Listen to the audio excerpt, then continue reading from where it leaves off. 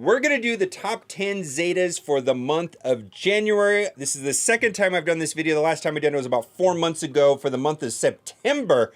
But before we talk about Zetas, we have to talk about the Revan and Revan rumors. I've said it several times in my videos that I am personally farming Sith Assassin and Sith Trooper. But check this out. Now, Kazi Spoon is a developer, and on 2 different posts, she made reference to something coming to the game, possibly in the month of February.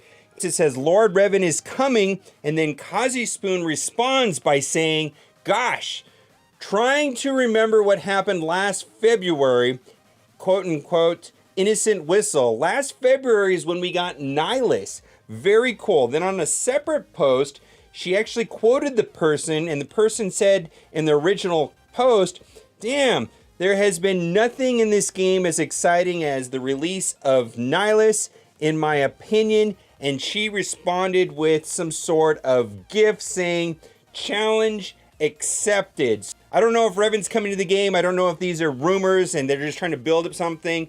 But I'm currently farming Sith Trooper and Sith Assassin, and now the developers are hinting at something exciting, something to do with Nihilus might be coming. Who knows, maybe we'll get another character like Malik, and then later we'll get Revan, but I don't know, but get your Sith ready. Now, let's talk about Zetas. Zetas. Now, we're gonna go over to the website, SWGoH.gg, and this is an absolutely amazing website. Not only does it have meta reports, it also has a listing right here that we're gonna go over in part. We're gonna disregard a lot of it because a lot of the characters on this report I don't think are good currently. But this website is amazing because you can load your account into it and actually go through mod management. So let's start at the top. R2-D2. R2-D2 is probably one of the most useful, most used characters in the game. Him and General Kenobi are probably the best two. Only thing is, General Kenobi doesn't require any Zetas, but R2-D2 requires 2. And I think this is a no-brainer to put the Zetas on these 2. The first one, called Number Crunch, is amazing because basically it boosts the entire team. At the start of the battle, and when R2-D2 is revived, other droid, Galactic Rebel, and Resistance allies gain 10% of R2-D2's max protection, offense, max health, and potency until R2-D2 is defeated. Now, his other one, called Combat Analysis, for light side characters, when they actually do a crit on their attack, they're able to cleanse themselves and get rid of all negative status effects. Actually, I think that Zeta is better, but they're both very good. Anybody that has R2-D2, I think you should just go ahead right now, Zeta both of them, because R2-D2 is like a soft tank. He puts out burning. The stealth mechanic is so good. The stun is really good. Plus he boosts the team and he's like a cleanser. Amazing, amazing, amazing. Secondly, let's talk about Darth Vader. Darth Vader is not on my list. I am not currently recommending anybody to Zeta Darth Vader. Darth Vader is not really even being used as a leadership anywhere, not even in territory wars, on defensive teams, or anything like that. This leadership ability was very important back in the day for the Rancor. So if you're unable to solo the Rancor, then maybe I would recommend putting a Zeta on the leadership ability for Darth Vader. But for right now, it's not being used.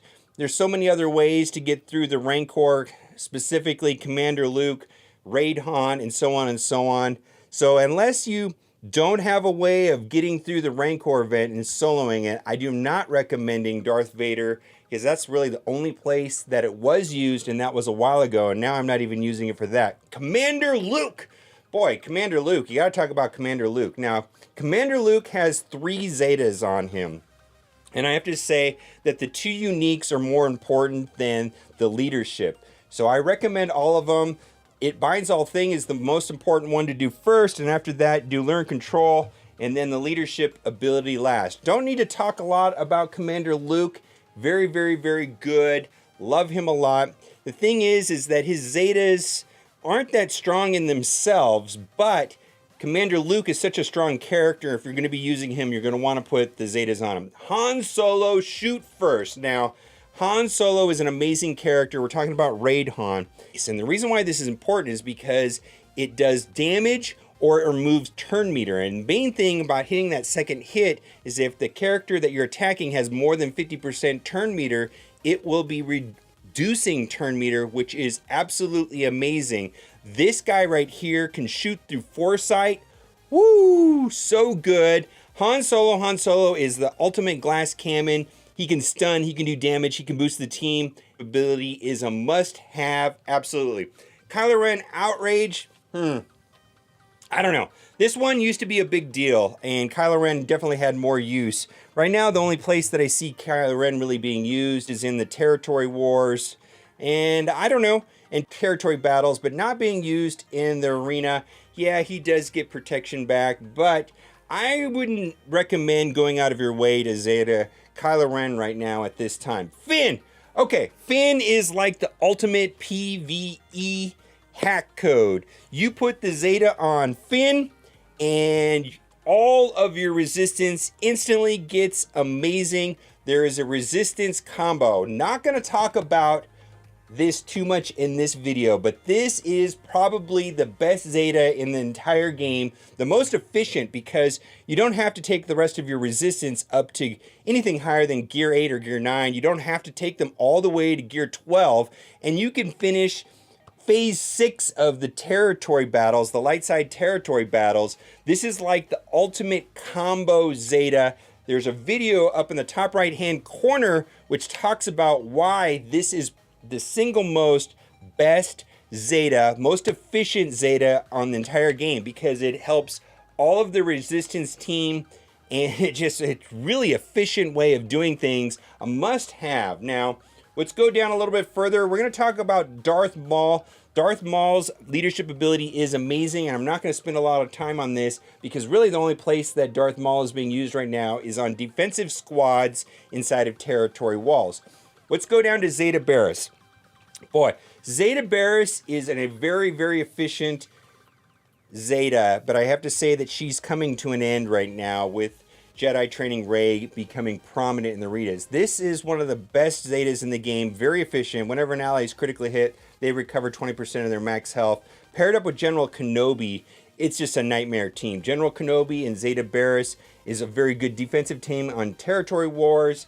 It's also still a very viable arena team, and this is a very efficient way of getting a good team up and running very quickly. Now, the thing about Beerus is that she does like no damage whatsoever. She does have a heal levelization, so she can get by heal immunity, but a lot of people don't like playing her because she does like no damage. Someone I know calls her a wet noodle. Okay, let's go down a little bit further on the list.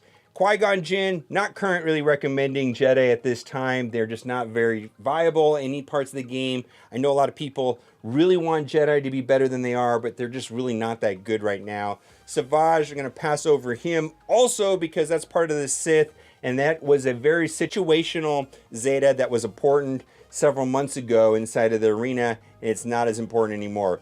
Thrawn. Okay, Thrawn is by far the best dark side character in the game right now. He's useful everywhere. Arena, territory battles, territory wars. He's a must-have. He has 2 Zetas.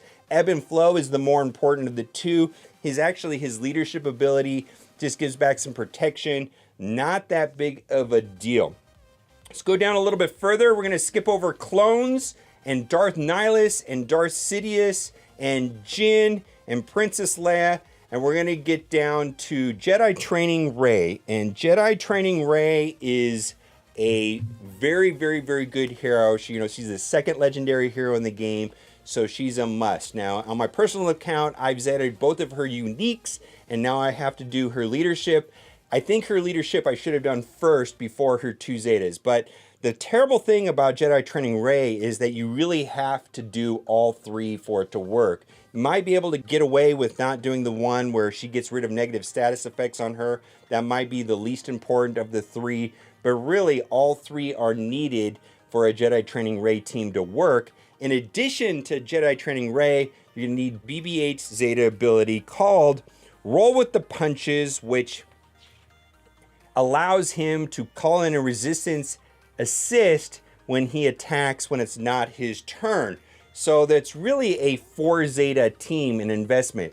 So that pretty much wraps up the 10 characters that I think are very important to Zeta: R2-D2, Commander Luke, Han Solo, Finn, Grand Admiral Thrawn, BB-8, Jedi Training Rey, Zeta Beerus, Kylo Ren, Darth Maul. Well, thank you guys so much for watching. Leave a like if you got something out of this video. I'm probably gonna do 3 top 10 videos a month. The character one, which always gets a tons of likes, a ships one, and now I'll probably introduce this Zeta one into the rotation. And as always, thanks for watching and keep on gaming.